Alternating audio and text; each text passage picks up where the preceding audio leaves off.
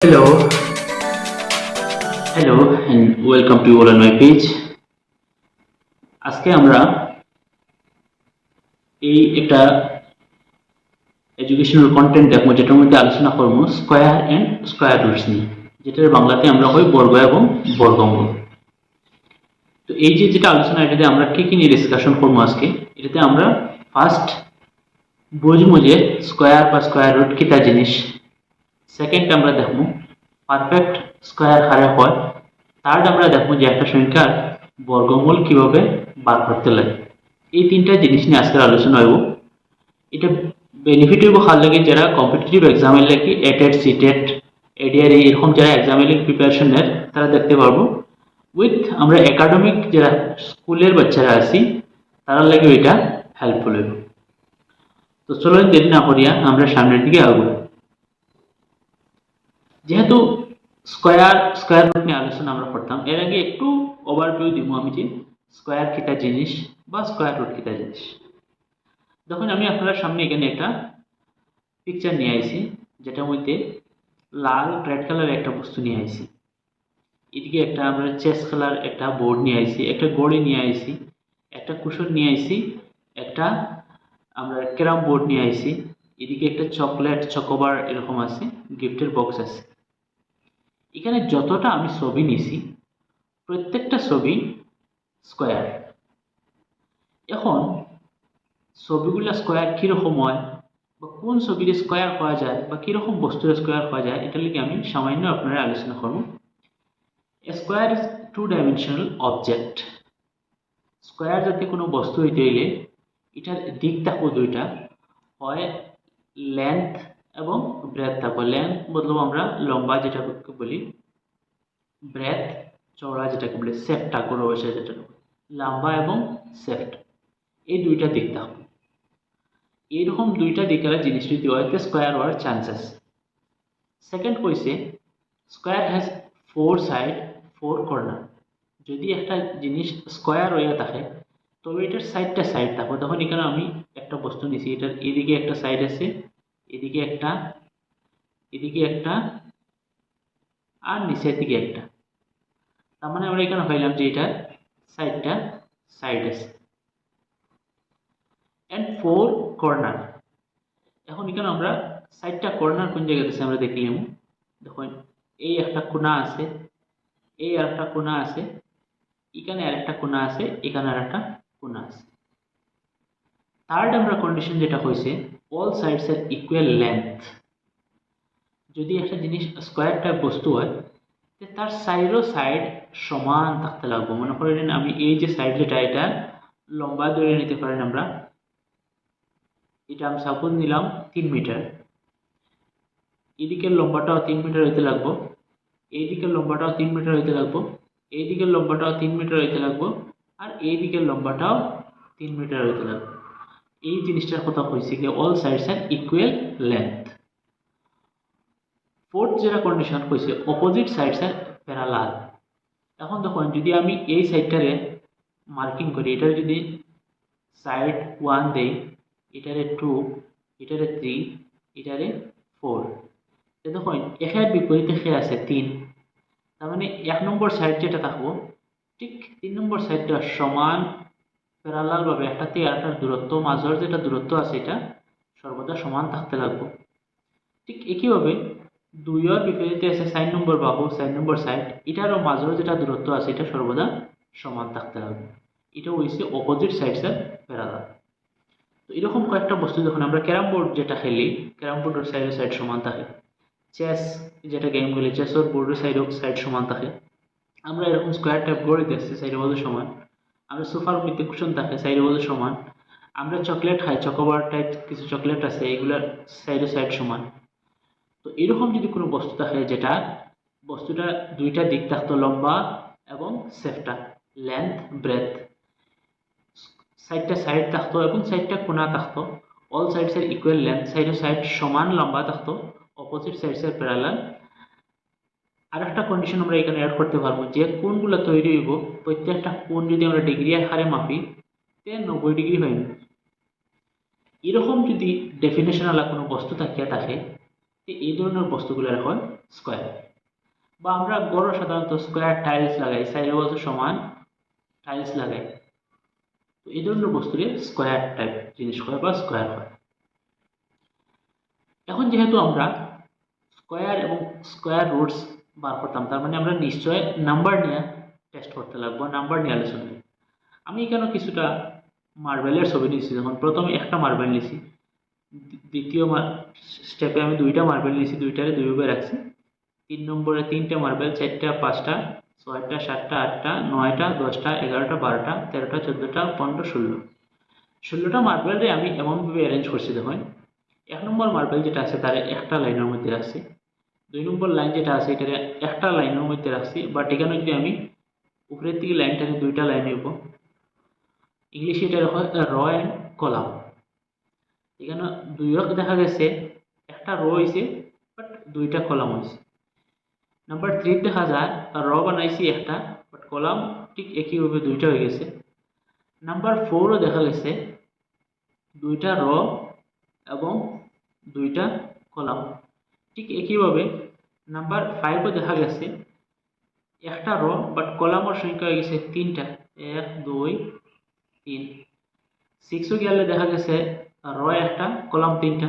ঠিক একইভাবে আমরা যদি সাইয়া যাই 16 পর্যন্ত আমরা যদি যাই, 16ও দেখুন কিনা এদিকে যতটা র হয়েছে আমরা দেখুন, একটা র, দ্বিতীয় র, তৃতীয় র, চতুর্থ র। ঠিক একইভাবে আমরা যদি উপর থেকে দেখি আই, একটা কলাম, দুইটা কলাম, 3টা কলাম, 4টা কলাম। 16 ক্ষেত্রে আমরা পাইছি দেখুন যতটা রো হয়েছে অতটা কলাম হয়েছে, 4টা রো হয়েছে এবং 4টা কলাম হয়েছে। ঠিক একইভাবে সাইড যে সংখ্যা এটা আমরা পাইছি কিনা, দুইটা রো হয়েছে আর দুইটা কলাম হয়েছে। 9ও আমরা দেখছি 3টা রো, 3টা কলাম। এই 16 এর মধ্যে আমরা দেখা গেছে কিনা মাত্র 4টা সংখ্যা আছে, 1, 4, 9 এবং 16। তারা এমনভাবে সংখ্যাগুলার সাজানি গেছে, মার্বেলগুলার সাজানি গেছে, যতটা রো হয়েছে ঠিক ততটা কলাম হয়েছে। তার মানে রর সংখ্যা এবং কলামের সংখ্যা সমান সমান। আমি কতটা কেন কইছি আপনারা একটু আগে যাই বুঝতে পারবেন। যদি আমরা এখানে দেখি যে এই যে স্কোয়ার যেটা আমরা নিছিলাম এগুলো দেখুন সাইডও সাইড সমান হয়েছে, সমান হয়েছে। এটারে আমি যদি র আঁকি তার মানে সমান সমান রইব। এদিকে যদি নেই আমি সমান কলাম হইব, কলামের সংখ্যা এবং রর সংখ্যা সমানভাবে আঁকিতে পারবো। আর আমরাও জানি একটা স্কোয়ার টাইপ জিনিস হইতে হলে তার র এবং কলামের সংখ্যা সমান থাকতে লাগবে। কি তার লেগে থাকতে লাগবে, তার সাইডও সাইড সমান থাকা লাগবে। আমরা এই যে বস্তুগুলো দেখছি দেখুন এখানেও র এদিকে একটা আছে, এদিকে একটা, এদিকে একটা, এখানে একটা, বাট কলাম 1, 2, 3, সরি র আছে 1, 2, 3, 4টা র আছে আর 1, 2, 3, 4টা কলাম আছে, বাট প্রত্যেকটা কলাম সমান নাই। কিন্তু 16 ক্ষেত্রে দেখুন কলাম যতক্ষণ লম্বা র ততটা লম্বা প্রত্যেকটা ক্ষেত্রে। এরকম যদি কোনো সংখ্যা আমরা সাজাইতে পারি যে সংখ্যা দ্বারা র এবং কলাম সমান সমান আকারে সাজে, তবে সেই ধরনের সংখ্যারে আমরা কইতে পারি স্কয়ার নাম্বার। এখানে আমি কিছু সংখ্যা নিছি দেখুন, 4 আমি নিছি। 4 যে সংখ্যা এটারে আমরা বাংলা এরকম লিখতে পারি 2 × 2, 2 দুগুণা 4। এখন যেহেতু দেখুন আমার এখানে 2 আছে, এখানে 2 আছে, আমরা একটা ফর্মুলা জানি বেস সেম থাকলে পাওয়ার অ্যাড করতাম। আমরা এখান থেকে একটা 2 নেব আর পাওয়ার বলে অ্যাড করবো 1 + 1 2। আর উপরে যদি এরকম কোনো জিনিসের উপরে 2 থাকে তবে এটারে হয় স্কয়ার, এই সংখ্যাটারে স্কয়ার নাম্বার হয়। তার মানে 2 স্কয়ার সমান আমরা পাইলাম 4। 9 যে সংখ্যা এটারে আমরা কোনো সংখ্যার পূরণ আকারে প্রোডাক্ট আকারে সাজাইতে পারবো না। ইয়েস 9 আমরা পারবো 3 × 3 আর 3 লেখা যাব 3 স্কয়ার, তার মানে 3 স্কয়ার সমান 9। ঠিক একইভাবে আমরা 4 দিয়ে স্কোয়ার করি তো পাইমু 16, 5 দিয়ে স্কোয়ার করি পাইমু 25। তার মানে দেখা গেল কিটা আমরা দেখেন 2 3 4 5 এরকম যদি 6 এর স্কোয়ার করি 36 পাইমু, 7 এর স্কোয়ার করি যদি 49 পাইমু। এখানে আপনার একটা আমি ডেফিনেশন ইনক্লুড করছি দেখুন, the number which can be expressed as a square of some number is known as square number। এই কথাটার অর্থ হয়েছে কিনা, যদি কোনো সংখ্যারে আমরা কোনো সংখ্যার বর্গ আকারে সাজাইতে পারি তবে সেই সংখ্যারে বর্গ সংখ্যা হয়। এই যে আমি ডেফিনেশন যেটা কইছি এটা আমরা যদি একটা এক্সাম্পলের মাধ্যমে বুঝি, দেখুন আমি যখন 2 এর স্কোয়ার করছি 2 স্কোয়ার সমান 4, 3 এর যখন স্কোয়ার করছি 3 স্কোয়ার সমান 9, 4 দিয়ে যখন আমি স্কোয়ার করছি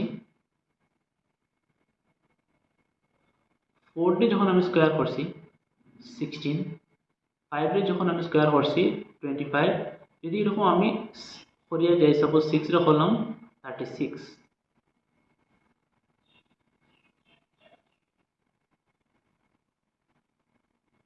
তো দেখুন আমি 2 থেকে স্টার্ট করছি বাট 6 আইতে আইতে আমার 36 পর্যন্ত গেছি। এর মধ্যখানে নিশ্চয় 25 থেকে লইয়া মাঝখানে আমরা জানি যে অজস্র সংখ্যা আছে 26, 27, 28, 29, 30, 31, 32, 33, 34, 35, 36। ঠিক এইভাবে 16 থেকে 25-এর ভিতরে আরও কিছু সংখ্যা আছে, 9 থেকে 16-এর ভিতরে আরও কিছু সংখ্যা আছে।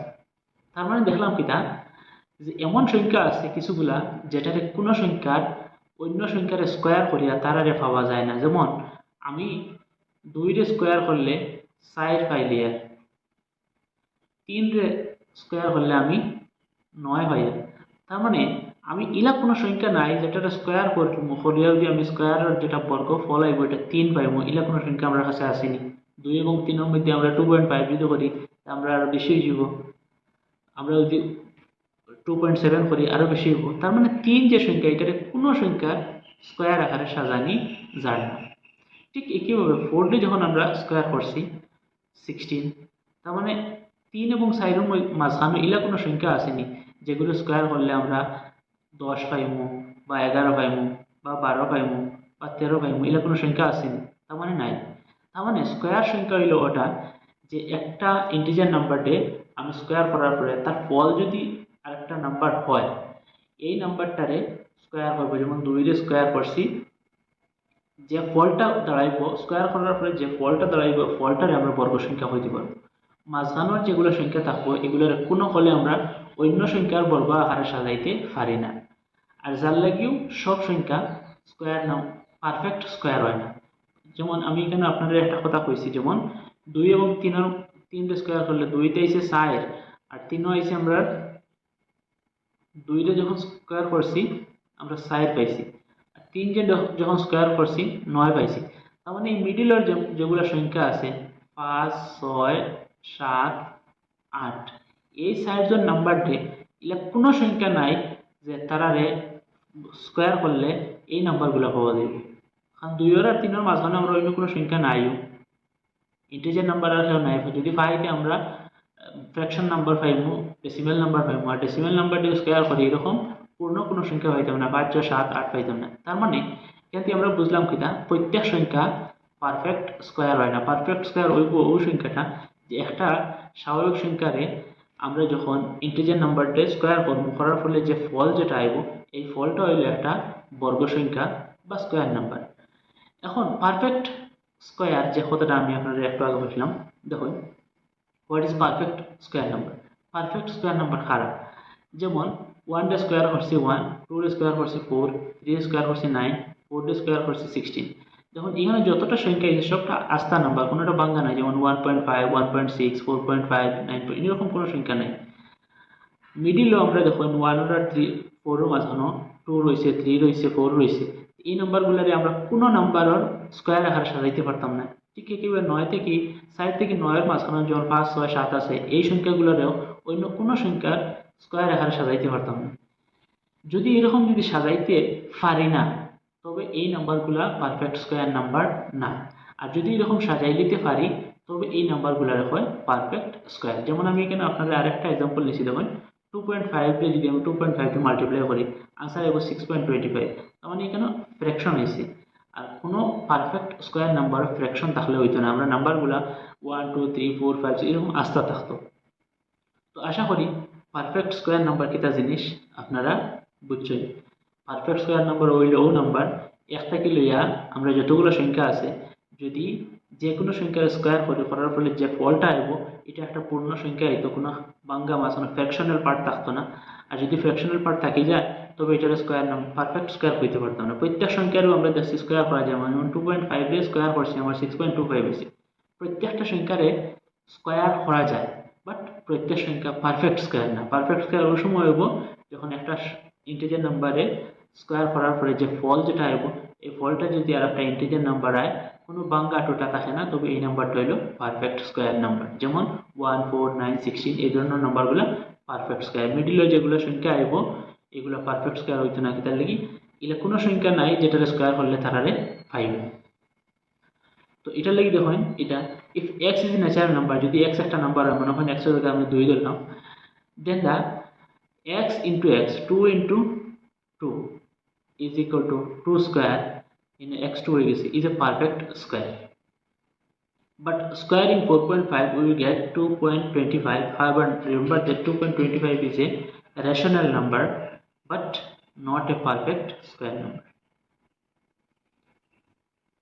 next আমরা দেখো স্কয়ার নাম্বারের কিছুগুলা প্রপার্টিজ আছে ধর্ম আছে